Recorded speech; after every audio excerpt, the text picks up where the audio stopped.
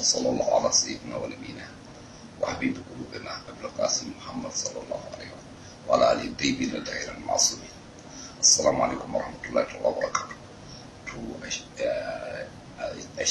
Bayanin da na farko shekarun jiya ban ga kwanan wata ba, wato shekarun jiya talata bayan mun baro Abuja litinin mun iso nan talata, ranar ne kuma ne magana na farko. Sannan kuma ran laraba na son yi magana jiya kenan, yau kuma alhamis ya zama dole in ƙara kansu bayani. Na ji an ce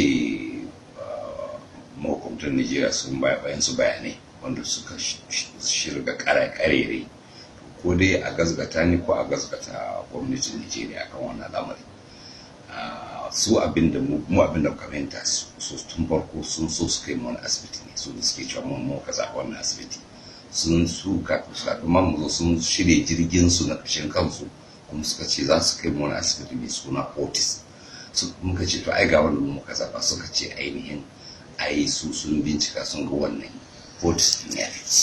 To da mun yadda da Fortis suka gani, amma anan abin da suke gaya mana mu ko suke gaya muku shine mu kaza wannan asibiti, amma abin da suke gaya ma jami'an asibitin wanda kowanne su abin da ya gaya mana kenan mu likitocin sa cewa gwamnatin kasan ku ce ta kawo ku, ta roki kuma gwamnatin kasan nan ta ba su kariya saboda za su kawo yansu mutane ne da ake toma da miyagun laifuka da suke da wasu rashin lafiyar da ba sani.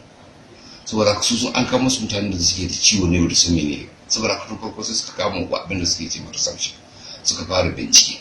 Sai yake ce musu to ai wa'annan abubuwan da kuke baya kan mun riga mun hayyake wannan, mu a wurin mu ainihin likitoci daban-daban a gida da waje sun dudduba mu sun tabbatar da cewa akwai mu da waɗansu amma su mara magunguna daban-daban tun shekara kusan 4 da suka wuce ne. Sai yanzu ne aka gano tun ma babbar dama can aka gano waɗansu abubuwan da ya kamata a fita waje saboda su, kuma kansu muka fito mun ɗauka haka ne.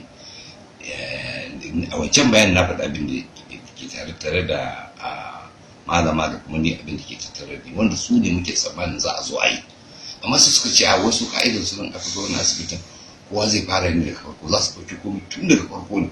Domin kai ka zo asibiti domin kana da matsala, kana da harsashi za a kwashe sai a ci maka a yanzu ba kana ciwo ne da ba san wani irin ciwo kake, ko kuma kana da guba na lead da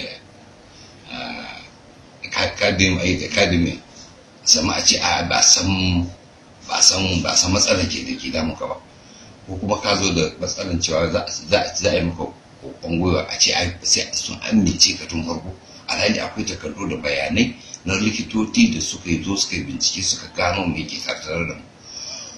In ma da wani wa'anda suka kawo cikas to su mutanen gwamnatin Najeriya ne, ko da suka zo nan bayanan da muke ji wajen su daban, bayan da su suke mana wanda suke kuma daban.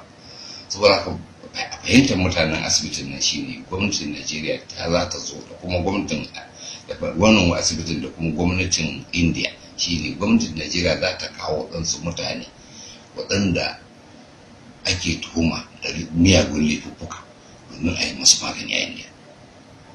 Shi kenan magana. Sannan kuma tun da mu ba mu yarda da Fortis ba, da ƙarshe suka yarda a zo mai janta. Da aka zo sai zama kawai sun fara waɗannan kamar da ce. To mu kuma sai muka ji da muka rana su aika abin da ya kawo mu, suka ce su ba abin dole ne a ka'idar inda za a zauna nan. To kuma muka ga cewa to lalle wannan haɗin kan da muke tsammanin za mu samu shine ba ku samu ba. Wannan sika ɗin da muke da shi daga su sai muka ba da wannan sika. To jiya wani jami'in ofishin jakadin da shi Najeriya ya zo nan mun tattauna shi mun daɗe muna magana. Lokacin ne masa bayanin cewa muka bayanin cewa ga abin da muke da bukata in dai har ba zai yiwu mu sami wani wurin da muka amince ba, to lalle mun sami koma gida.